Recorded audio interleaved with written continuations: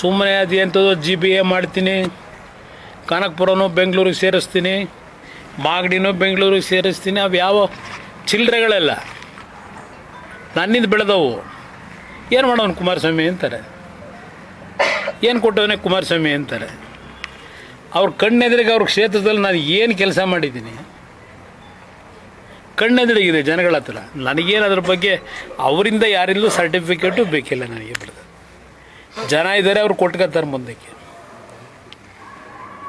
ಮಾತೆತ್ತಿದ್ದಾರೆ ಕುಮಾರಸ್ವಾಮಿ ಮಂಡ್ಯ ಜಿಲ್ಲೆಯಲ್ಲಿ ಕಾರ್ಖಾನೆ ತರಲಿಲ್ಲ, ನಮ್ಮ ತಾಲೂಕಲ್ಲಿ 500 ಎಕರೆ ಕೊಡ್ತೀವಿ, ನಮ್ಮ ತಾಲೂಕು ಬಂದರೆ 300 ಕೊಡ್ತೀವಿ.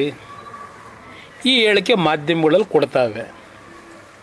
ಅದು ಹೆಂಗೆ MLA ಕೊಡೋಕ್ಕಾಯ್ತದೆ? ಭೂಮಿನ